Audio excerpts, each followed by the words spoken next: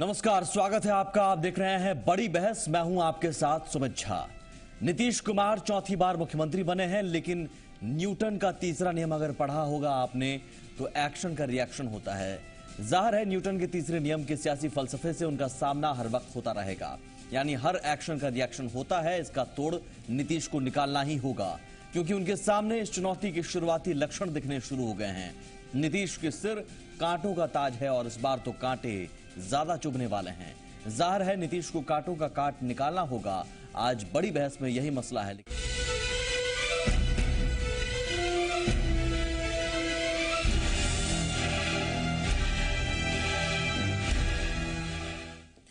इस बार नीतीश अपनी नीतियों को कारगर साबित करवा पाएं, इसके लिए उनके पास चंद महीनों का ही वक्त है और ये चंद महीने उनके लिए चुनौतियों भरे महीने होने वाले हैं। दरअसल बिहार की जनता के जहन में कई सवाल उभर रहे हैं। क्या नीतीश अपनी मर्जी की सरकार चला पाएंगे और क्या नीतीश उस लकीर से भी बड़ी लकीर खींच पाएंगे जिसका दावा मांझी लगातार करते आए हैं। 15 दिनों की बेचैनी के बाद 9 महीने के अंतराल पर नीतीश कुमार ने कुर्सी संभाल ली है, लेकिन यही कुर्सी उन्हें बेचैन बनाए रखेगी। बेचैनी का कुछ हिस्सा अपनों से मिलेगा, कुछ की जिम्मेवारी सहयोगी दलों ने ले रखी है और कुछ वैसे भी हैं जो फैसलों की शक्ल में दिखाई देंगे। अगले 8 महीने में नीतीश को पिछले 9 महीनों की भरपाई करनी है। जो भी चुनौती है उसका मिलजुल कर मुकाबला किया जाएगा। जिसका सेनापति दृढ़ इच्छा शक्ति का मजबूत व्यक्ति हो, उसकी सेना को कोई भी लड़ाई, कोई भी जंग को फतह करने में बहुत ज़्यादा समय नहीं लगेगा। उस चुनौती को हम ये नहीं मानते हैं कि कम समय है तो हम उस चुनौती को पूरा नहीं कर पाएंगे। निश्चित रूप से हमारे पदाधिकारी, हमारे कर्मचारी, सब लोगों के सहयोग से हम समय सीमा के अंदर जो हमारी जो लक्ष्य रहा उसकी पूर्ति करेंगे। नीतीश के इन सिपह सलारों के पास नीतीश के नेतृत्व की दुहाई है, लेकिन इनके जहन में अभी भी एनडीए वाली सरकार लगती है। मगर अब वक्त बदल चुका है और बहुत हद तक नीतीश का सियासी चेहरा भी बदल चुका है। अगर वो एक्शन में आने का दावा कर रहे हैं तो उन्हें रिएक्शन का भी सामना करने को तैयार रहना होगा। पहला रिएक्शन तो अपनों का ही है कि हम तो सब लोगों से, सारे जितने एमएलए लोग हैं हम लोग के बीच में, जो जिसको आप समझते हैं कि जिस लाइन का होता है उसमें तो हम सबसे सीनियर हैं और हम तो मंत्री भी रह चुके हैं। नहीं, अब ये सब देखिए, ये सब माननीय मुख्यमंत्री जी का विशेषाधिकार है। उनके सामने बहुत बड़ी चुनौती है। 2015 का चुनाव जीतना है और फिर थोड़ा सा जो सत्ता है उसको भी आपको कहते रास्ते पे लाना है। नीतीश की कुर्सी का भार कांग्रेस और आरजेडी ने भी उठा रखा है, लेकिन दोनों दल इस भार के तले दबना नहीं चाहते हैं और मौका पड़ने पर अपनी आवाज भी दबाना नहीं चाहते। मतलब एक होता है कि औपचारिक पूछना, तो हमको लगता है कि औपचारिक पूछा नहीं गया होगा या फिर लगा होगा कि साहब अभी जो है पहले ये करा लिया जाए फिर बाद में कराया जाएगा। नहीं, अभी हमारे पर मंत्रिमंडल पर कोई चर्चा नहीं है। अभी that issue has not been raised in our party to join government और नॉट।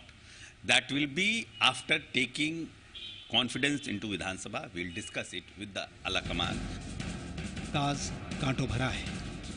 नीतीश को पहली बार एहसास नहीं हो रहा, लेकिन कांटों के चुभने का दंश विरोधियों से पहले करीबियों से मिल जाए तो हैरानी नहीं होगी। ब्यूरो रिपोर्ट, जी मीडिया, पटना। जाहिर है चुनौतियां बहुत हैं नीतीश कुमार के सामने और वक्त बहुत कम। लॉ एंड ऑर्डर के मुद्दे पर जीतन राम मांझी को फेल बताते हुए नीतीश कुमार ने कमान खुद संभाली है, लेकिन नीतीश के पास वक्त कम है और चुनौतियां ज्यादा। हम आपको दिखाते हैं क्या क्या चुनौतियां हैं नीतीश कुमार के सामने और 6 महीने में वो क्या कर सकते हैं। लॉ एंड ऑर्डर को कैसे करेंगे बेहतर, सबसे बड़ा सवाल। मांझी सरकार में हुए ट्रांसफर पोस्टिंग को क्या बरकरार रखेंगे या बदलेंगे। मांझी सरकार के फैसलों को क्या बरकरार रखेंगे या पलटेंगे, क्योंकि 3 फरवरी से 19 फरवरी के बीच 77 फैसले लिए हैं। महज 17 दिन में 77 फैसले मांझी कैबिनेट के द्वारा लिए गए और इन 77 फैसलों में सभी लोक लुभावन हैं और यह भी सच्चाई है कि इन फैसलों का असर अगर लागू किया जाता है तो बजट पर बहुत ज्यादा बोझ पड़ेगा। 32,000 करोड़ रुपए तक का अतिरिक्त बोझ पड़ेगा, ये अनुमान लगाया जा रहा है। अकेले नियोजित शिक्षकों के वेतनमान तय करने पर भी अगर हम देखें तो 10,000 से 12,000 करोड़ रुपए का खर्च आएगा। मंत्रिमंडल में जगह देने को लेकर भी खींचतान जारी है और आरजेडी कांग्रेस की नाराजगी को भी दूर करना है। ये तमाम चुनौतियां हैं और साथ ही जातीय संतुलन भी साधना है। महादलित तबके में फैली नाराजगी को दूर करना है। ऐसी चुनौतियां हैं जिसे दूर करना है, जिसे पार पाना है नीतीश कुमार को महज 6 महीने में। और कैसे होगा, इसी पर आज बड़ी बहस चर्चा की शुरुआत करते हैं। बड़ी बहस में जो हमारे साथ पैनल है, हम सबसे पहले आपके उनसे परिचय करवा दें। विजय सिन्हा साहब हमारे साथ हैं, बीजेपी विधायक हैं। उपेंद्र प्रसाद जी हमारे साथ हैं, जेडीयू एमएलसी। डॉक्टर रामानुज प्रसाद भी जुड़ेंगे हमारे साथ और इसके अलावा डॉक्टर अभयानंद सुमन साहब हैं, आरएसपी के नेता। बहुत सबसे पहले सवाल उपेंद्र जी आपसे होगा, कैसे इन चुनौतियों से पार पाएंगे? चुनौतियां तो हैं, आप भी जानते हैं, रेणु कुशवाहा का बयान भी सुना। हम बारी बारी से आते हैं, जातीय संतुलन कैसे साधेंगे हम उस पर बाद में आएंगे। पहले हम ये बताइए, मांझी कैबिनेट के फैसलों को बरकरार रखेंगे आप और कैसे उसे लागू करेंगे? देखिए, यह तो बात है कि जो कैबिनेट ने डिसीजन लिया है मांझी जी के कार्यकाल में, अब आदरणीय नीतीश जी कैबिनेट की बैठक बुलाएंगे, लोगों से चर्चा करेंगे, प्राथमिकता तय करेंगे और जो अपना जो आय है बिहार का, जो सोर्सेस है, उसके हिसाब से कितना इम्प्लीमेंट किया जा सकता है, सब पर विचार करें। वो तो समय आते ही वो सब पता चल जाएगा। दो ही चीज अभी तो, लेकिन जहां तक आपने चुनौतियां की बात कहा, हाँ। तो निश्चित रूप से नीतीश जी तो जब 2005 में जब ओथ लिए थे, उस समय जो बिहार की चुनौतियां इनको मिली थी, ये तो चुनौतियों को अवसर में बदलने का काम करते रहे हैं और बिहार की जनता देख लिया है कि किसी भी चुनौती को किस ढंग से अवसर के रूप में प्रदान करते हैं और उसको सामना करते हैं। ठीक है, ये बातें हो गई, लेकिन मैं हकीकत में आंकड़ों के आईने में बात करना चाह रहा हूं। दो ही चीज तो होगी, या तो आप बरकरार रखेंगे या तो पलटेंगे। बरकरार रखते हैं तो जो कम से कम हम 77 फैसले, अगर 17 दिनों की बात करें, 3 फरवरी से 19 फरवरी के बीच, यहां तक कि सिर्फ 12 फरवरी और 13 फरवरी को जो कैबिनेट की बैठक में फैसले लिए गए, उस पर अगर लागू करते हैं उन फैसलों को, तो 32,000 करोड़ रुपए तक का बोझ पड़ेगा। फैसला लागू करते हैं या नहीं? सवाल इस पर नहीं है। सवाल उठता है कि आप कल्पना कीजिए या अतीत को थोड़ा सा देख लीजिए आप, कि जब झारखंड बट गया था, बिहार जब अस्तित्व में आया था और 2005 में नीतीश जी बिहार के बागडोर संभाले थे, बिहार को लोग बीमारू राज्य घोषित कर दिया था। लोग मानने लगे थे कि लाइलाज है, बिहार अब सुधरने वाला नहीं है। लेकिन इनका जो वित्तीय प्रबंधन रहा, आज सीमित संसाधन में नीतीश जी ने बिहार को जिस तरह से आज बनाया, बिहार की तस्वीर दुनिया के सामने मैं रुकूंगा सर, देखिए माफी के साथ, लेकिन मैं स्पष्ट कर देना चाहता हूं कि जो आप चुनौतियां बता रहे हैं, आप थोड़ा धैर्य रखिए। कल ही तो ओथ लिए हैं, आप कुछ इंतजार कीजिए, सबका आपको सोल्यूशन पता चल जाएगा कैसे होगा। दो ऑप्शन दो ही है ना, ऑप्शन दो ही है, या तो आप पलटेंगे सरकार, हमारा क्या पलटेंगे? आप यही सिर्फ ऑप्शन दो ही नहीं है, विकल्प और कई होंगे। हमारा तो चिरकालिक मांग है, बिहार को विशेष राज्य का दर्जा, जान रहे हैं, हमारा चिरकालिक मांग है फिलहाल, और हम तो इस मांग को हम पुनः दोहराएंगे। नहीं, फिलहाल विकल्प क्या है? आप कह रहे हैं कि मैं कह रहा हूं दो ऑप्शन है, या तो फैसले को बरकरार रखेंगे या पलटेंगे। तो आपके कहने से नहीं होगा कि दो ऑप्शन है। हम तो कह रहे हैं कि हमारे पास एक ऑप्शन है, मुझे बता, हम इसको कहेंगे बिहार को विशेष राज्य का दर्जा दिया जाए। आदरणीय नरेंद्र मोदी जी ने लोकसभा चुनाव में कहा था, तब तक और कहा था कि आवश्यकता पड़ी तो हम विशेष पैकेज भी देने का काम करेंगे। इस मांग को दोहराते रहेंगे। तो तब तक मांझी कैबिनेट के इन फैसलों को होल्ड रखेंगे? नहीं, निश्चित रूप से जो भी ये कैबिनेट के फैसले हुए हैं, आप तो जानते हैं, ये तो डिस्क्लोज हो गया है कि भैया सारे स्क्रिप्ट तैयार कहां से हो रहे थे और वही यहां बिहार के संदर्भ में वादा भी करके गए हैं। तो हम लोग तो कहेंगे जो आपने अप्रत्यक्ष रूप से जो घोषणा आपने करवाए, इसको हमको इम्प्लीमेंट करना है, हम चाहते हैं करना। इसलिए आप हमारी जो चिरकालिक मांग है हमें आप पूरा करें, हम उसको पूरे के पूरे लागू करेंगे। ये बीजेपी के पाले में गेंद है। बताइए विजय जी। देखिए, सबसे पहले तो जो आप चुनौती की बात कर रहे हैं, तो निश्चित तौर पर ऐसा नहीं कि माननीय नीतीश कुमार जी कोई नया जनादेश लेकर के आए हैं और नए एक्शन में हैं। गठबंधन टूटने, ये बार बार कह रहे हैं कि कुशल वित्तीय प्रबंधन, तो 2005 में कुशल वित्तीय प्रबंधन माननीय सुशील कुमार मोदी जी थे और एनडीए गठबंधन में भारतीय जनता पार्टी खुल करके कार्य और एक्शन में इनको मदद कर रहा था। आज इनके साथ सबसे बड़ी चुनौती है कि दो ऐसे सहयोगी हैं जिनके बारे में इस बिहार में लंबे पीरियड तक शासन कर चुके हैं और सारा लोग उस शासन से जिस तरह से हताश, दुखी और पीड़ित हुआ है ये देख चुका है। आज 20 महीना पहले माननीय नीतीश कुमार जी 15 विभाग के अकेले प्रभार लेकर के सत्ता में बैठे थे, 1 वर्ष तक अकेले चलाते रहे। लॉ एंड ऑर्डर गिरा, आज बद से बदतर स्थिति शिक्षा विभाग का, स्वास्थ्य का, मतलब कई विभाग का आप देख लें उठा करके। जब इनकी निंदा होनी शुरू होगी, क्रिटिसाइज शुरू हो गया, इनके पार्टी के अंदर में निराशा की भाव जगने लगी। ऐसा किसकी सरकार में हुआ? ये आपके माननीय नीतीश कुमार जी जब 20 महीने 12 महीने की सरकार में रहे, जब गठबंधन टूटा तो 12 महीना में इन्हें संभाल नहीं पाए। 9 महीने तो मांझी जी भी रहे। तो 9 महीने मांझी जी का भी तो परिणाम इन्हीं के पास जाएगा ना, तो जो कि वो उसी दल से हैं। नहीं, लेकिन अगर सीएम रहते हुए मांझी जी भी कुछ नहीं कर पाए तो आप ये भी तो कहेंगे कि मांझी जी भी कुछ नहीं कर पाए। एक चीज बता दूं कि देखिए, जब भी कमजोर और अल्पमत की, एक बहुमत की सरकार को अल्पमत की सरकार में बदलने वाले माननीय नीतीश कुमार जी हैं, और जब भी अल्पमत की सरकार रहती है तो नौकरशाह बेलगाम होता है, भ्रष्टाचार चरम पर पहुंचता है, सरकार की नीति मजबूत ढंग से जमीन पर उतर नहीं पाती है। इसका खामियाजा बिहार की जनता भुगत रही है। और ये माननीय नीतीश कुमार जी ने भी, आप ही के चैनल पर हम लोग बैठे थे और कहे थे, जनता से माफी मांग रहे थे, कहे थे कि मेरी मती मारी गई। तो फिर अब ये 8 महीना में अपनी मती न मारी जाए और बिहार के लिए बेहतर कर सके। ठीक है, आप कह रहे हैं, तो शायद उन्हीं चीजों को ठीक करने के लिए एक बार फिर से आए हैं, एक्शन में फिर से नजर आ रहे हैं। तो अब इसमें आपको क्यों नहीं उम्मीद लग रही है कि सब कुछ ठीक कर देंगे? देखिए, एक चीज बता दूं कि अगर जो इनकी मति ठीक रहेगी, ये केंद्र से सहयोग, आज जो स्टेटमेंट कह रहे हैं कि विशिष्ट राज्य का दर्जा दे दीजिए, पैकेज दे दीजिए, हम ठीक कर देंगे, सारी घोषणाएं लागू कर देंगे। ये तो देखिए, ये तो कांग्रेस के साथ भी वही कैसेट लगा के चल रहे थे। और विशेष राज्य के दर्जा, बिहार का 20 महीना का समय क्यों बर्बाद किए, क्यों इस्तीफा दे करके भाग करके हाई वोल्टेज ड्रामा करके आगे जो है स्थिति। अब देखिए, मांझी कैबिनेट की घोषणाएं जो हैं, फैसले जो हैं, वो बहुत लोक लुभावन हैं। अब कह रहे हैं उपेंद्र जी कि हम लागू करना चाह रहे हैं। जाहिर है 32,000 करोड़ रुपए का अतिरिक्त बोझ पड़ेगा वित्तीय मामलों पर।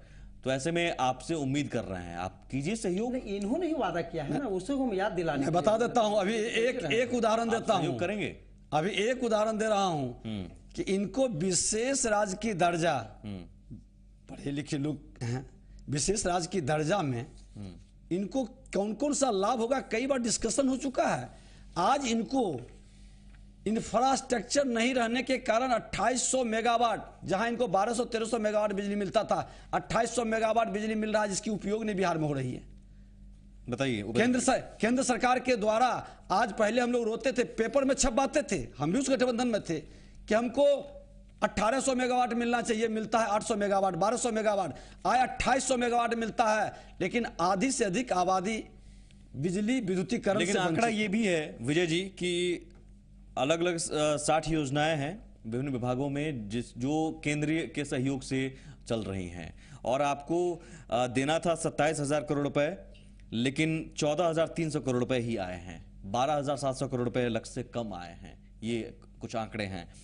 केंद्रीय कटौती तो मैं बता दूं आपको, आप जो देना है वो दे नहीं रहे हैं, और कुछ और मांग रहे हैं, वो उसमें भी आप कह रहे हैं कि ये बहाना वो बहाना। तो फिर आप सवाल कैसे उठाएंगे? आपको बता दूं कि पिछले बार के बजट सत्र में, मैं सदन में बैठता भी हूं, पिछले बार हम ही एक उदाहरण उठाए थे कि इनको 776 करोड़, पशुपालन एक विभाग का उदाहरण देते हैं, इस तरह से और विभाग की मामला है। फिलहाल इस 776 करोड़ में 263 करोड़ खर्च किए और 500 से ऊपर लौट गया। आप इन्हें दीजिए तो आप कटौती कर रहे हैं, अपनी व्यवस्था है, कटौती कर रहे हैं। ये खर्च नहीं कर पाते हैं तो बजट इनका बढ़ेगा कैसे? ठीक है, मैं अभिनंदन जी, क्या मांझी कैबिनेट के द्वारा जो लिए गए फैसले हैं, उन फैसलों को लागू कर पाना बहुत मुश्किल है जाहिर तौर पर वित्तीय बोझ के कारण? ये एक सबसे बड़ी चुनौती जिस पहलू पर चर्चा कर रहे हैं। इसमें जो उपेंद्र जी कह रहे हैं कि आपको लग रहा है कि सीधे गेंद केंद्र सरकार के पाले में डाल दिया जाएगा और कहा जाएगा देखिए साहब, हमारे पास बजट है नहीं, आप दे दीजिए पैसा, हम कर देंगे लागू। देखिए, ऐसा बात है कि जिस परिस्थिति में आप देख लिया है कि नीतीश कुमार जी कितने उतावले हो गए मुख्यमंत्री के बनने के लिए। सबसे प्रथम तो यहां पर आपको देखना होगा कि जिन परिस्थितियों में आप जीताराम मांझी काम कर रहे थे, जीताराम मांझी जो फैसले लिए हैं, वो लगातार फैसला लिए, निश्चित तौर पर इसमें कहीं दो मत नहीं है, नीतीश कुमार जी ने दबाव बनाने का काम किया। आज स्वाभाविक है कि उन्होंने कहा था, नीतीश कुमार जी जब माननीय जीतनराम मांझी को मुख्यमंत्री बनाए थे, उस समय भी नीतीश जी ने कहा था कि बिहार में हम महादलित को मुख्यमंत्री बना रहे हैं और एक मिनट और महादलित का इन्होंने विकास करने का काम करेंगे और विकास करेंगे। तो अगर जो फैसला जो जीतनराम मांझी ने, माननीय जीतनराम मांझी ने जो फैसला लिए हैं, तो वो फैसला तो गरीबों के लिए है, महादलितों के लिए है। फैसलों को लागू करने तो एक मिनट, तो वही सवाल है फैसलों को लागू करने की। तो जब जीतनराम मांझी कैबिनेट से उन्होंने स्वीकृति प्रदान किया है और आज जब ये चीज को क्या माननीय मुख्यमंत्री नीतीश कुमार जी नहीं जानते थे और आज लागू करने की बात है, तो ये कह रहे हैं नीतीश कुमार जी कि मैं इसको लागू करूंगा, तो लागू करूंगा या अभी तक जो ऐसे आज जो बैठक किए हैं या बहुत सारे चीज किए हैं, तो अभी जो ऐसे उनका एक मिनट उनका जुआ, एक मिनट मैं बताता हूं जी। अगर आपने मुख्यमंत्री की कुर्सी आपने जिस तरीके से आप हथकंडे अपना करके मुख्यमंत्री की कुर्सी पर बैठने का काम किए हैं और आप केंद्र सरकार के ऊपर दोषारोपण करने का काम करेंगे, तो सच्चाई ये नहीं है। ये सच्चाई यही है। आरोपण कहाँ कर रहे हैं वो? तो अभी नहीं कर रहे, अभी नहीं कर रहे, लेकिन करेंगे। नहीं, केंद्र पर विश्वास है हमें। क्यों नहीं? अभी तुरंत कल उन्होंने मुख्यमंत्री का ओथ लिया है, शपथ ग्रहण लिया है, शपथ किया है और आज प्रथम बार उन्होंने फिर वही बात, पुरानी बात को उन्होंने फिर जो ऐसे बिहार के जनता को दिवा सपन दिखाने का काम किया। आपने जो ऐसे एक तरफ कहते हैं कि हम रहेंगे तो बिहार के गद्दी पर बैठ करके और केंद्र सरकार को मजबूर करेंगे। एक सेकंड रुकूंगा, बिहार सरकार कुछ ऐड करना है। दरअसल मैं इस सवाल पर रहना बताता हूं, केंद्र सरकार को मजबूर करूंगा, विशेष राज्य की दर्जे की बात है और मैं लेके रहूंगा। तो फिर कुर्सी पर बैठते हैं और चुनावी पॉलिसी आप कहते हैं कि मैं मजबूर करूंगा, तो ये क्या बात है? मैं आप केंद्र सरकार से आप एक चीज ऐड करना चाहता हूं, एक चीज ऐड करना चाहता हूं माफी के साथ अभिनंदन जी प्लीज, आप दबाव बनाने की बात करते हैं। उसमें एक चीज ऐड करना चाहता हूं। मोदी जी ने तो कहा था कि लोकसभा चुनाव से पहले कि विशेष राज्य का दर्जा, विशेष सहायता और विशेष ध्यान देंगे हम। तो नीतीश जी तो वही कह रहे हैं कि हमें दीजिए। और मांझी, मैं उस पर फिर से आता हूं, मांझी कैबिनेट ने जो फैसले लिए हैं, आप कह रहे हैं कि बहुत पहले नहीं, सिर्फ 17 दिनों में 77 फैसले लिए ताबड़तोड़। ये अलग बात है कि ऐसे फैसले लिए जिससे शायद नीतीश कुमार भी नहीं पलटना चाहेंगे, क्योंकि वो हर वर्ग से जुड़ा है, न्याय मित्र से जुड़ा हुआ है, नियोजित शिक्षकों से जुड़ा हुआ है, पुलिसकर्मियों से जुड़ा हुआ है, दलित महादलितों से जुड़ा हुआ है, इसलिए शायद उस फैसले को पलटेंगे भी नहीं। तो फिर कहां से लागू होगा? और अगर उन फैसलों को लागू करने के लिए आपका सहयोग चाहिए नीतीश जी को, तो आप क्यों नहीं सहयोग नहीं क्यों? तो मैं तो वही कह रहा हूं कि अगर ये फैसले माननीय जीतनराम मांझी जी ने लागू किए हैं तो बिल्कुल व्यवहारिक फैसला है और निश्चित तौर पर जो नियोजित शिक्षकों की बात है, महादलितों की बात है, ये जो हमारे सैनिक है, ये खास करके सिपाही के 13 महीने का वेतन की बात है, ये सारा मैं फैसला उनको देख रहा हूं। ये फैसला बखूबी सही है और उस फैसला को नीतीश जी को मानना होगा। अगर नीतीश जी नहीं मानते हैं, प्रोफेसर साहब आर्थिक पक्ष की मैं बात कर रहा हूं, आप भी जानते हैं। नहीं, आर्थिक पक्ष तो केंद्र सरकार निश्चित तौर पर आर्थिक पक्ष में केंद्र सरकार भरपूर सहयोग करेगी, ऐसी बात नहीं कि नहीं सहयोग करेगी।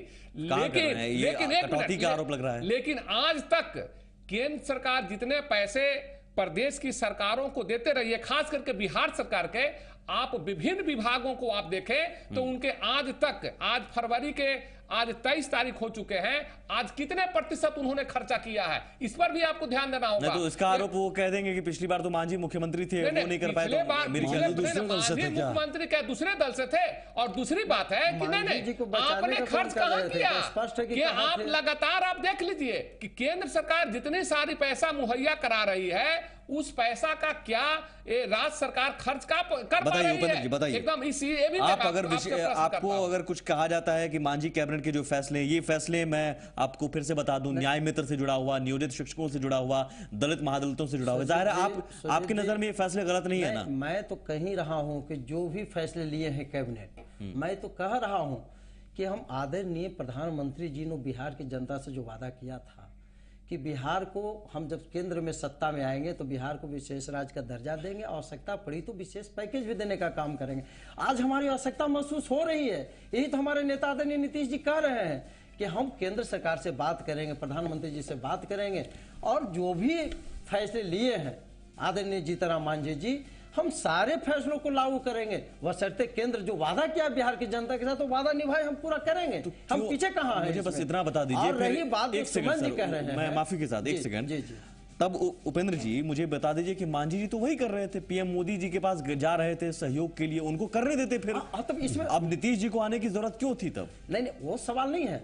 सवाल है कि जिस तरह से वो बयानबाजी कर रहे थे, जनता में बयानों को लेकर फैसला ले रहे थे, अच्छा ना, बेहतर फैसला ले रहे थे। खाली बोल रहे थे, ले कहाँ रहे थे? देते तो इतने दिनों में। कैबिनेट का फैसला आया, आपने लागू नहीं होने करने दिया। इतना दिन में तो उनको देना चाहिए था केंद्र सरकार को। आज केंद्र में सत्ता संभाले हुए कितने दिन हो गए? तो आप ही सवाल उठाने लगे कि मोदी जी से मिलने लगे, मोदी जी से मिलने लगे, तो आप भी तो अब मोदी जी से मिलेंगे। आप सुजीत जी, आप ही कह रहे हैं कि केंद्र द्वारा आयोजित मोदी जो जी से भी यहाँ पर कार्यक्रम चल रहे हैं बिहार में, उसी में भरपूर पैसा नहीं मिल रहा है, वही आज बाधित हो रहा है। तो बाकी बिहार के संदर्भ में भी सोच आप सवाल ये उठा सकते थे अलग से भी, बिना सरकार में रहे भी। अब मांझी जी सवाल उठा रहे थे, हमेशा उठाते रहे। मांझी जी मिल रहे थे मोदी जी से, तो आप कह रहे थे कि मोदी जी से मिल रहे हैं, कोई आपत्ति नहीं है। अब आप भी तो मिलेंगे। नहीं, निश्चित रूप मिलेंगे, क्योंकि देश के प्रधानमंत्री वो हैं, जो भी बिहार के मुख्यमंत्री हैं वो मिलेंगे ही। लेकिन जिन विषयों पर हम मिलते हैं वो झूठी, उसको तो सगुन में नहीं होनी चाहिए, निर्गुण में नहीं ना। तो इसका मतलब यही मानूं कि, लेकिन अभी तक निर्गुण में बातें हो रही। मैं ब्रेक पर जाऊंगा, तो आप भी तो वही बातें करें। क्या ये मान लिया जाए तब विशेष राज्य का दर्जा अगर जब तक नहीं मिलता है तब तक इन फैसलों को नियोजित शिक्षक जितने भी हैं सुन लें ये बात? उपेंद्र जी जो कह रहे हैं, न्याय में तो जो है वो सुन रहे हैं। विजय जी भी सदन के सदस्य हैं। आप मुझे बस इतना बता दीजिए कि जब तक विशेष राज्य का दर्जा नहीं मिलेगा तब तक आप बोल रखेंगे? मैं एक बात स्पष्ट कर दूं, विजय जी भी सदन के सदस्य हैं और आदरणीय सुशील कुमार मोदी जी बिहार के वित्त मंत्री हुआ करते थे। और जो नियोजित शिक्षक हैं, इनकी मांग आज नई नहीं है, इनकी मांग पुरानी है। नहीं, पहले सुन लिया जाए। ब्रेक पर जाऊंगा। और इन्हीं के जो नेता थे, वित्त मंत्री थे तत्कालीन, उस समय सदन में ही बोला करते थे कि हमारी वित्तीय स्थिति वो नहीं है जो कि हम नियोजित शिक्षकों को हम आप मुझे मूल वेतन देंगे। मुझे ब्रेक पर एक सेकंड में आता हूं जी। उपेंद्र जी मुझे इतना बता दीजिए कि जब तक कथनी में काफी आता हूं, विशेष राज्य का दर्जा जब तक आपको नहीं मिलेगा तब तक ये फैसले नहीं लागू होंगे, यही बात आप कह रहे हैं? नहीं, मैं तो कह रहा हूं कि हम इस पर विचार करेंगे। अभी तो एक छोटा सा ब्रेक, जल्द हाजिर होते हैं। चर्चा जारी है, कई सारे पेश हैं।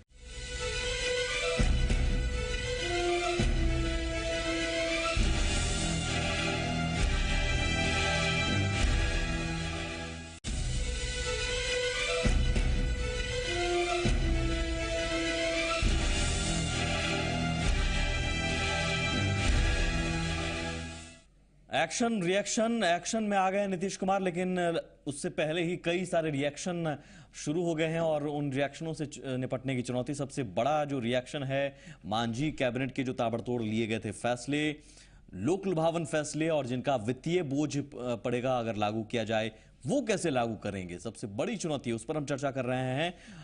रामानुज प्रसाद हमारे साथ जुड़ गए हैं आरजेडी की तरफ से। आरजेडी जरूर चाहती है कि मांझी कैबिनेट के जो लिए गए फैसले हैं, आप भी जानते हैं क्या कुछ फैसले हैं, नियोजित शिक्षक को लेकर, न्याय मित्र को लेकर, पुलिसकर्मियों को लेकर, दलित महादलितों को लेकर, अति पिछड़ों को लेकर, उन फैसलों को लागू करने के पक्ष में आरजेडी भी है। आप चाहेंगे कि सरकार को आप समर्थन दे रहे हैं तो ये फैसले लागू करें जल्द से जल्द नीतीश कुमार? नहीं, निश्चित तौर पे हम लोगों ने सरकार को समर्थन दिया है, तो हमारे सरकार के समर्थन देने का बहुत बड़ा कॉज है। इस देश में भारत जलाओ पार्टी को की मंसूबा को नाकाम करने के लिए जो भाजपा है, उसको हम लोग भारत जलाओ पार्टी कहते हैं, जो ओबामा साहब आके सर्टिफिकेट दे गए और 10-25 लाख वाला सुटवा जो है 4 करोड़ में बेचना पड़ा। तो हम कहना है ये कि साहब हम लोगों ने बड़े कॉज के लिए सारे कुछ सह करके है, हम लोग निश्चित चाहेंगे कि सरकार जब हमारे समर्थन से चलेगी तो डिलीवर करे, सरकार परफॉर्म करे। जो टाइम फ्रेम भी हम देंगे आप? टाइम फ्रेम तो अपने ही बना हुआ है, टाइम तो फिक्स है कि अक्टूबर नवंबर में चुनाव होने, 6 महीने वक्त है, चुनाव ही लेकिन उसी में बरसात आ जाएगा, मेरी बात, उसी बरसात हो जाएगा, उसी में जो है सो ये क्या कोड ऑफ कंडक्ट लागू हो जाएगा। लेकिन एक मैसेज दिया जाना चाहिए और सरकार जो मांझी जी के द्वारा या जो आप कह रहे हैं या जिनके भाजपा के ये में जैसे भी लिया गया निर्णय है या कैबिनेट का डिसीजन है, उसकी पुनर्लोकन करे, समीक्षा करे, करने का प्रयास करे। ये हम लोग यही तो चाहेंगे। अगर pro poor, pro citizen, pro ये है बिहार पीपुल है तो इसमें। लेकिन उपेंद्र जी कह रहे हैं कि उसके लिए पैसे की जरूरत है और ज़ाहिर पैसे की जरूरत बहुत ज्यादा है, ये बात जो वित्तीय बोझ और वो विशेष राज्य का दर्जा केंद्र सरकार देगी तभी होगा। देखिए केंद्र अभी तो हो गया ना, 9 मन तेल होगी ना राधा नाचेगी, ये बात हो गया। वही ना, ये देखिए यानी कुछ नहीं होगा फिर। मैं वहां नहीं कहूंगा, क्योंकि आपने ये मुद्दा कह ही जो दिया है सर, कुछ नहीं होगा यानी। मेरी बात सुनिए ना, ये दोनों क्या कर रहे हैं, ये नीतीश जी का पुराना मुद्दा है, उनको चला रहे हैं, हम लोग भी समर्थन दे रहे हैं मुद्दा जनित। तो हम लोग भी चाहेंगे कि बिहार के, चूंकि हमारा तो पहले ही से है, माननीय राबड़ी देवी ने मुख्यमंत्री के रूप में वाजपेयी जी से मांगा था, गांधी मैदान में सारा बिहार जाना था, बिहार बटा था, उस समय से हम लोग लड़ रहे हैं, तो वहाँ इतराज नहीं है। लेकिन वो जो बयानवीर हैं, जो लोगों को काला धन और नौकरी दिए थे, इसी गांधी मैदान से कहे थे, शायद उपेंद्र जी नहीं रख पा रहे कि 100 दिन की देरी है। पहली बार जब आए थे, गिन लो भाइयों बिहार वासियों, 100 दिन की देरी है, 100 दिन के बाद हम आए सत्ता में, बिहार को विशेष राज्य का दर्जा, विशेष पैकेज मिला, सारा कुछ हो जाएगा, बिहार की सारी समस्याएं का निदान हो जाएगा। वहाँ चंपारण में गए तो वो कहे, कटिहार में गए तो वहाँ कहे, वहाँ गए तो वहाँ कहे, तो सारा देश लोगों ने देखा। और ये भी देखा कि साहब दिल्ली में कह रहे थे, जो देश का मिजाज है वो दिल्ली का मिजाज है, जो दिल्ली का मिजाज है वो देश का मिजाज है। तो देश का मिजाज मालूम हो गया कि लोगों ने देख लिया कि 9 महीने में जो है जो बीजेपी से लेता हूं, ठगने का काम किया, मैं लेता हूं इसका जवाब। और इसके बिहार को ये हम नहीं कहेंगे, ठीक है, मैं लेता हूं इसका जवाब। मैं विशेष राज्य के मुद्दे पर जवाब लेता हूं। बीजेपी के लोग देंगे ही नहीं, मैं जवाब ले लेता हूं, देख लिया है। लेकिन मुझे बस इतना बता दीजिए, हमारे पास संसाधन है, क्या जो हमारा हिस्सा है उसी में परफॉर्म करे या डिलीवर करे सरकार। बिल्कुल, ये हम लोग। उपेंद्र जी, आप विशेष राज्य का दर्जा, आपको भी पता है, अगर आप इतना कह रहे हैं कि भाई बहुत धोखेबाज है, वादा करके भूल जाती है, तो क्यों फिर उसके भरोसे आप हैं? आप बता दीजिए कि विदाउट विशेष राज्य का दर्जा, विशेष पैकेज आप क्या डिलीवर कर पाएंगे? हम तो बिहार की जनता को बताना चाहेंगे ना कि किस तरह से बिहार की जनता को ठगा जा रहा है। एक तरह से स्क्रिप्ट तैयार के किस ढंग से प्रलोभन और बहुत लोग लुभावन आपके यहाँ पर कैबिनेट डिसीजन लिए गए हैं उसके दबाव में आकर, या उसके स्क्रिप्ट पर। तो बदल दीजिए। नहीं, मैं ये नहीं कह रहा हूं, मैं बदलूंगा कैसे, मैं बदलूंगा नहीं। और जो वादा किया है आदरणीय नरेंद्र मोदी जी ने, उस वादा को मैं बिहार की जनता से याद दिलाऊंगा कि मैं वो यदि कर देते हैं अपने वादा को, तो हम जो भी है पूरा 100% हम उसको लागू करेंगे। अगर नहीं करेंगे तो 100% नहीं करेंगे। नहीं, अन्यथा तो हम लोग उस पर विचार करेंगे ना, हम लोग तो विचार करेंगे ही ना उस पर। चूंकि आप एक साधारण सी बात है, एक साधारण अर्थशास्त्री इस बात को समझता है कि हमारे पास यदि 1000 रुपया है और 10,000 रुपया का हम बजट बना देंगे तो हम कैसे खर्च करेंगे? तो वही तो कहां से हमें करेंगे? तो ईमानदारी से कहने में क्या गलती? तो मैं तो वही कह रहा हूं, कहिए कि हाँ, उन फैसलों को पूरी तरह से लागू कर पाना मुश्किल है। मैं ये नहीं कर सकता, मैं प्रयास करूंगा, और प्रयास करने के लिए मैं केंद्र सरकार ने जो वादा किया बिहार की जनता से, मैं उसको मैं याद दिलाऊंगा। देखिए, मैं कहना चाहता हूँ, विलंब से पूरी तरह से लागू नहीं करेंगे तो मैं कहना चाहता हूँ कि नरेंद्र मोदी या अमित शाह जी की जो सरकार है, बीजेपी सरकार नहीं, नरेंद्र मोदी अमित जी की सरकार, जिसने योजना आयोग को खत्म कर दिया, उसी दिन संघीय ढांचे को कमजोर कर दिया और प्रधानमंत्री आयोग बना दिया, और उसमें बेईमानी होगी, जिसका नतीजा है कि 24,000 करोड़ रुपए के बिहार के बजट को काट के 13,000 करोड़ किया गया। ये सरकार जगदीश भगवती के राजवा पनारिया को बनाया गया है, पनगड़िया को, ये अमर्त्य सेन को धत्ता बता रहे हैं, निकाल रहे हैं। ठीक है, मैं उस पर नहीं जाता हूं, जल्दी से जवाब, मैं दूसरे पहलू पर भी चर्चा करूंगा, इसलिए वो नहीं मिल रहा है। ठीक है, तो इनका कहना जा रही है, इनका अभी जो है शांता कुमार कमेटी की रिपोर्ट आई है, शांता कुमार कमेटी की रिपोर्ट आई है, जिसमें पीडीएस में भी कटौती ठीक है, आता हूं रामन जी का माध्यम बनाना के आता हूं रामन जी, मैं अरुण जी, देखिए उपेंद्र जी बहुत साफ गोई से कह रहे हैं, एक सेकंड, उपेंद्र जी ने बहुत साफ गोई से कहा, बहुत अच्छी बात कही कि 1000 रुपया है तो 10,000 का बजट, अच्छी बात है ये कहना, लेकिन वो कह रहे हैं कि हम प्रयास करेंगे और हम चाहेंगे कि आप सहयोग करें।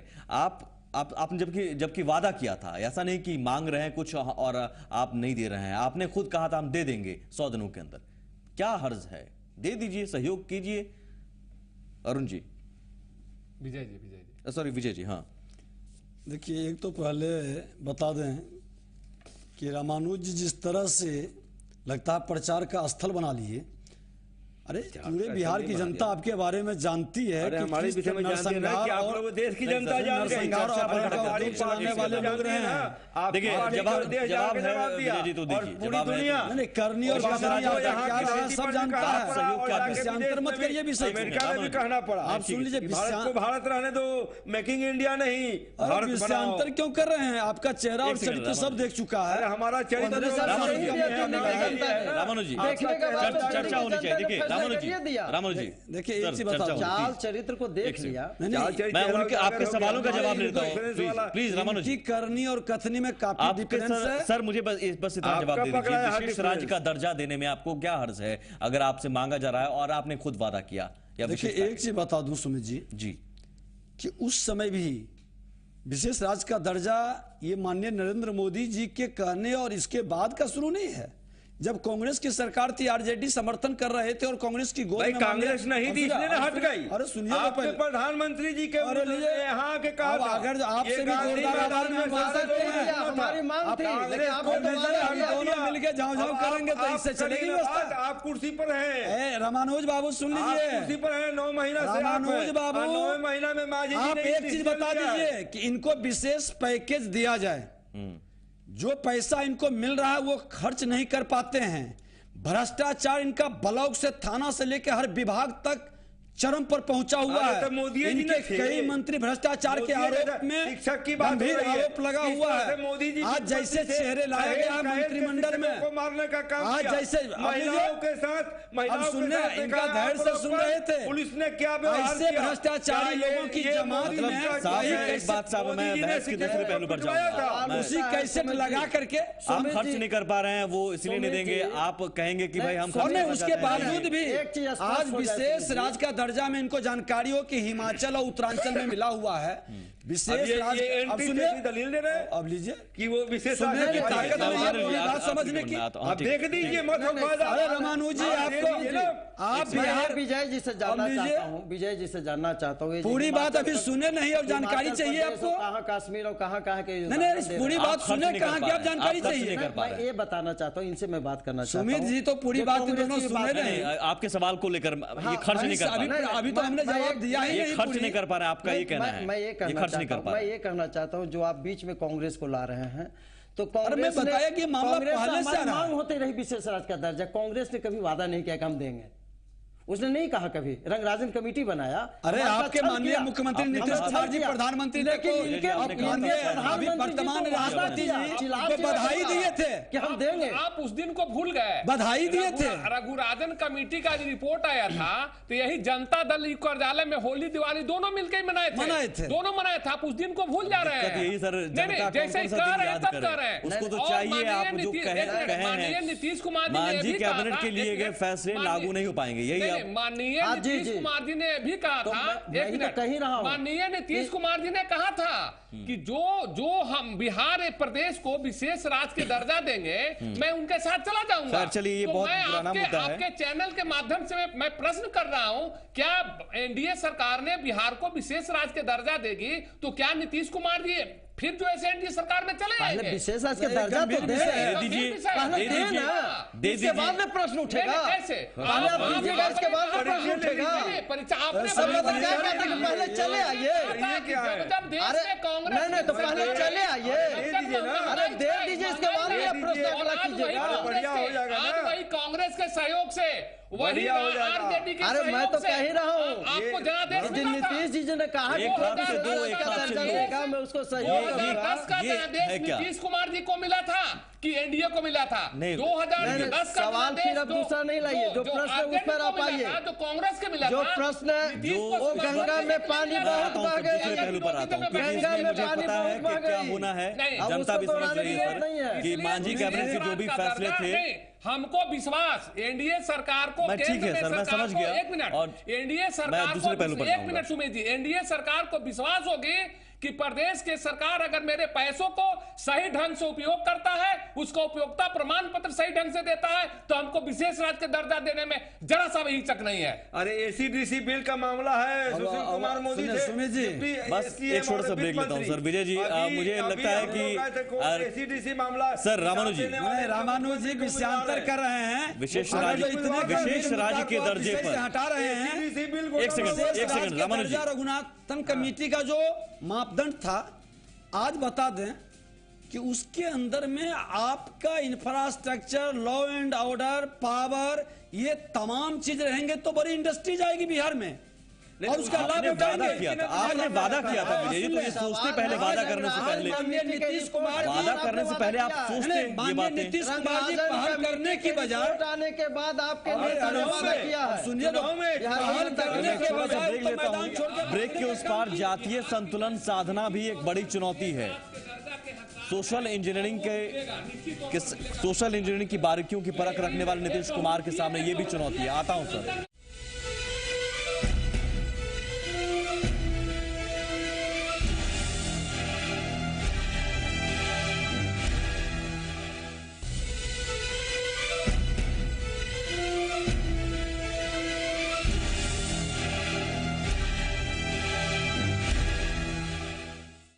लॉ एंड ऑर्डर बेहतर करना, 6 महीने में मांझी सरकार के दौरान जब ट्रांसफर पोस्टिंग किए गए, क्या उसको बरकरार रखते हैं, और मांझी कैबिनेट के दौरान लिए गए फैसले को क्या बरकरार रखते हैं, तमाम चुनौतियां। लेकिन सबसे ज्यादा बड़ी चुनौती एक और है कि जातीय संतुलन कैसे साधते हैं। मांझी जी के हटने से जाहिर है, कहा जा रहा है कि महादलित तबके में खासी नाराजगी कैसे दूर करेंगे। मंत्रिमंडल विस्तार को लेकर भी सबसे बड़ी मुश्किल, और आरजेडी और कांग्रेस की तरफ से भी जो नाराजगी के स्वर सुनाई दे रहे हैं, उसे भी साधने की कोशिश कैसे करेंगे। हम सुनते हैं सबसे पहले अब्दुल बारी सिद्दीकी साहब को, जिन्होंने कहा कि मंत्रिमंडल पर नाराजगी जताई और कहा कि राय नहीं पूछेगी हमसे। मतलब एक होता है कि औपचारिक पूछना, तो हमको लगता है कि औपचारिक पूछा नहीं गया होगा, या फिर लगा होगा कि साहब अभी जो है पहले ये करा लिया जाए फिर बाद में कराया जाएगा। नहीं, मैं समझता हूँ कि ना तो उनसे औपचारिक पूछ हुई होगी, इस वजह से जो है उन्होंने कोई निर्णय नहीं लिया होगा। रामानुज जी, कितना सहिएगा, इतना इस कदर सहिएगा, आपसे पूछा तक नहीं जाता है और आप कह रहे हैं कि हम सब कुछ सह रहे हैं। कब तक सहिएगा? लालू जी की क्या मजबूरी है जो इतना सहेंगे नीतीश कुमार? देखिए, लालू जी की मजबूरी और जरूरी दोनों मैं आपको बता देता हूँ सुमित जी।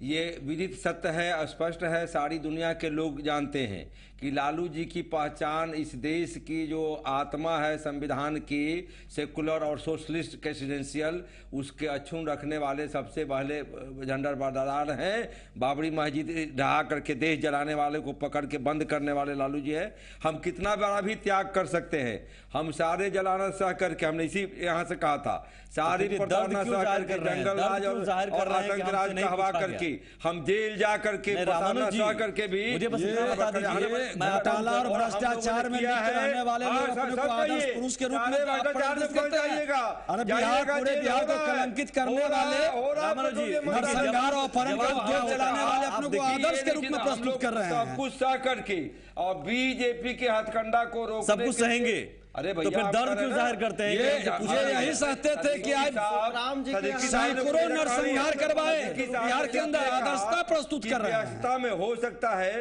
कि हमारे नेता का पारिवारिक व्यवस्था, शादी विवाह है, नीतीश जी यहाँ सरकार नीतीश जी ने नहीं पूछा। अरे बात सुनिए ना, सरकार बचाने और बनाने में लगे थे। जो भाजपा का हथकंडा था उसको मिलजुल के फेल करना था। उसमें औपचारिक तौर पर हो सकता है कि इस पर चर्चा न हुई हो, चर्चा होगी। तो दिए आपके पप्पू यादव जी तो बता ही दिए कि लालू जी और शरद जी के ही सारा खेल था। उन्होंने संभावना व्यक्त किया है, हो सकता है उन्होंने तो बता दिए कि ये सारा चर्चा हुई हो, मांझी जी का इनकार कर गए हो, लिखा था, मंत्रिमंडल में शामिल कर दिया है। अपने राष्ट्रीय अध्यक्ष को अधिकृत किया हुआ है कि वो निर्णय लेंगे गठबंधन के संबंध में, विलय के संबंध में, सरकार में जाने के संबंध में। तो हो सकता है कि उनसे चर्चा हुई हो, नीतीश जी ने बातें करी हो, हमारे नेता नहीं तैयार हुए हों, परिस्थितिजन कहे होंगे, हम बाद में तय करेंगे। ये कुछ अभी स्पष्ट नहीं है, इसलिए हमारे अभियानंद जी, क्या ये एक चुनौती है? वरिष्ठ संभावना है, वरिष्ठ नेता है सदकी साहब, उन्होंने कहा ऐसा भी होता है, ऐसा भी हो सकता देख है। लीजिए, एकदम स्पष्ट है कि नीतीश कुमार जी ने इस बात को जाना है कि मैं पहले के जो लोग हैं 22 को मंत्रिमंडल में रख लेता हूं। अगर आरजेडी से कुछ को रखेंगे तो आरजेडी के 22-24 हैं, वो अगर 5 को रखते हैं या 2 को रखते हैं, सारा अपोजिट में चले जाएंगे। अगर कांग्रेस से मैं 2 के रखूंगा तो 4-3 अपोजिट में चले जाएंगे। इन्होंने जो ऐसे संतुलन बनाने के लिए, विश्वास मत हासिल करने के लिए इन्होंने खेल खेला है। माननीय नीतीश कुमार जी ये बखूबी जानते हैं, अपने पार्टी के खास करके जनता दल के कुछ लोग हैं, विधायक हैं, जो वरिष्ठ विधायक हैं, जो कि आपके चैनल के माध्यम से बताने का काम किया है, जिसमें राजेश सिंह भी हैं, वैसे वैसे दर्जनों ऐसे आरजेडी के मंत्रिमंडल में मंत्री बन के रहे हैं, जो इनके यहाँ करके विधायक जीते हैं। तो सारे जो मंत्री हैं या विधायक हैं वो जानते हैं कि अगर आज नीतीश जी जानते हैं कि इन लोगों को अगर मैं बना दूंगा तो कल मैं विश्वास मत हासिल नहीं करूंगा। अब नीतीश कुमार के एक बहुत बड़ी मुसीबत आ खड़ी हुई है, जो कि सदन में अगर आज लालू यादव के पार्टी के यानी आरजेडी के, कांग्रेस के लोगों को इन्होंने मंत्रिमंडल में स्थान देता तो इनके दल के माने जनता दल के लोग जो विक्षुब्ध लोग और विक्षुब्धों की संख्या बढ़ जाती और नीतीश कुमार जी विधानसभा में विश्वास मत नहीं प्राप्त कर पाते, इसलिए उन्होंने खेल खेला। उपेंद्र जी, मुझे बस इतना बता दीजिए, 22 बन गए हैं, 13 शायद और अभी जगह खाली है। इन 13 के जरिए जो 3-13 हो रहा है, कैसे सब कुछ साधेंगे, कैसे सबको खुश करेंगे? आरजेडी कह रही है कि हमसे राय नहीं पूछा गया, कांग्रेस भी कह रही है हमसे राय नहीं पूछा गया। का विशेषाधिकार का मामला है, इसमें हम लोग बहस न करें। वो विशेषाधिकार का मामला है कि कैसे अच्छे ढंग से चलेगा, कैबिनेट कैसे चलेगा, चुनौती है, उसलिए इस पर कुछ नहीं है। विशेषाधिकार का मामला तो चुनौती को तो अवसर में बदलते ही है। नीतीश जी का तो ये प्रकृति है। जातीय संतुलन को कैसे साधेंगे? सारा चीज होगा। मांझी जी के जाने से महादलित तबके में नाराजगी है जी? नहीं, कोई नाराजगी नहीं है। कटिहार, सहरसा, दानापुर से कई तस्वीरें ऐसी आई, महसूस कर रहे हैं, कह रहे हैं कि उस दिन उपवास किया महादलित। हमारे समाज के लोगों को, हमारे समाज के नेता को जिस ऊंचाई तक उन्होंने पहुंचाया, उनके साथ विश्वासघात करने का काम किया है। उस समाज के लोग ये सामंतशाही प्रवृत्ति के लोग हैं, उनके समाज के मतलब इस तरह के भाव और विचार सामंतशाही लोगों का आ सकता है कि जिस तरह का इन्होंने बिहार के अंदर हाई वोल्टेज ड्रामा किए, तो क्या भारतीय जनता पार्टी अगला मुख्यमंत्री का उम्मीदवार घोषित कर रही है क्या? जीतनराम जी को सत्ता लोलुपता कर रही है क्या? ये आपके पार्टी, ये आपके पार्टी का महादलित के भी नेता हमारे कहने से आपने बनाया। अरे हमारे नेता मेरे कहने से आपने बनाया, मेरे कहने से हटाया। लेकिन ये हाई वोल्टेज ड्रामा, ये हाई वोल्टेज ड्रामा सत्ता लोलुपता के लिए स्वार्थ और अहंकार में बिहार को आलंकित कर दिया। अपना उम्मीदवार घोषित कर दीजिए ना। उपेंद्र जी, मैं विजय जी, क्या आपको लगता है कि नीतीश कुमार आने वाले दिनों में 11 मार्च जो है बहुत अहम तारीख फिर से साबित होगी, उससे पहले बीजेपी फिर से कुछ कोशिश कर रही है कि नीतीश कुमार के पक्ष में अगर माहौल नहीं हुआ तो कुछ किया जाए? बीजेपी कह रही है, करने की कोशिश कर रही है, ये भी एक चुनौती नहीं। मैं बता दूं कि भारतीय जनता पार्टी न कभी सरकार बनाने के लिए इच्छुक था, न बनाने का प्रयास कर रहा था। मैं प्रतिपक्ष में हूं और इनके दल के सुनिए रामानुज जी, आपका गलत है, ये गलत है, ये गलत स्थिति है। आप इस तरह से आपसे ज्यादा बरबोलापन हम लोग कर सकते हैं, लेकिन आप पढ़े लिखे लोग हैं, इस तरह से बीच में डिस्टर्ब नहीं करिए। हमने साफ शब्दों में कहा कि हमारा न कोई इंटरेस्ट था इनकी सरकार बनाने या चलाने में, बिना इंटरेस्ट ये कर लीजिए। इन्होंने बनाया और खुद हटाने के लिए जिस तरह से स्क्रिप्ट लिखे और जिस तरह से हाई वोल्टेज ड्रामा किए, भारतीय जनता पार्टी प्रतिपक्ष में है, नीतीश कुमार लालू प्रसाद का कभी समर्थन नहीं कर सकता। अब इन्होंने जिस तरह से गरीब शोषित समाज को सामंतशाही प्रवृत्ति से जिस तरह से कलंकित किया, तो हम लोगों ने उनके साथ खड़ा हुआ। और ये आप बिहार के जनता की भावना, लालू प्रसाद यादव शामिल नहीं होते हैं, रामानुज जी, लालू प्रसाद यादव शामिल नहीं होते हैं शपथ ग्रहण समारोह। अगले दिन सिद्दीकी साहब की ये बयान, आप ठीक है उसको अलग ढंग से अपने नजरिए से लेंगे, क्या चीजें हैं ऐसी जो आप थोड़ी दूरी भी बनाए रखना चाहते हैं मांझी नहीं, जी के ऐसा नहीं है। देखिए, वो तो उनके यहाँ तिलक था, सब लोग जानते हैं कि साहब उनके यहाँ 21 तारीख को तिलक था, और तिलक त्योहार के 22 तारीख को वो सड़क मार्ग से ही दिल्ली गए हैं। बीमार चल रहे थे, ऑपरेशन हुआ है मेजर, सारे लोग जानते हैं। डॉक्टर का एडवाइस है कि हाँ साहब थोड़ा रेस्ट में भी रहना है, थकावट के कारण से नहीं आ सके। तो राय पूछी नहीं गई या कुछ पूछा नहीं गया, ये कहने की क्या जरूरत है? कहानी बताएंगे, ये कहने की जरूरत क्या है कि हमको मंत्रिमंडल तो दावा तो नहीं किए। हमारे सारे नेता थे, हमारे प्रदेश अध्यक्ष माननीय आपसे राय पूछी गई कि मंत्री हम इसको बना रहे हैं, ठीक है, आपसे आप बता दीजिए, ऑफिशियली बता दीजिए मुझे। आपसे पूछा गया, आप सभी लोग थे, आपसे पूछा गया कि मंत्री बैसाखी पर चलने वाली ये सरकार, ये मुख्यमंत्री जी का बैसाखी पर चलने वाली दो ऐसे महात्मा मिले हैं ना कि इनको सदा चुनौती और स्थिरता का शिकार होंगे। अधिकार होता है। अब भ्रष्टाचार चरम पर, हम सुमित जी बता दें कि इनकी स्थिति यही होगी बीजेपी के कि अगर जो जदयू डीएम बहाल करेंगे तो उधर से आरजेडी एसपी बहाल करेंगे समय पर, और सरकार इसी तरह से चलावेंगे। तो कई सारी चुनौतियां हैं, इस तरह से सरकार चलाने का इनका रूपरेखा बन रहा है। और फिर जेडीयू के अपने भी, और तमाम वादे, तमाम सपने जो दिखाए गए उनको पूरा भी करना है। 6 महीने का वक्त है, इन 6 महीने में देखते हैं कैसे होता है सब कुछ। रिएक्शन बहुत होगा, एक्शन उसके मुकाबले देखते हैं कितना होता है। बहुत शुक्रिया आप सभी का, आप देख रहे थे बड़ी बहस। नमस्कार।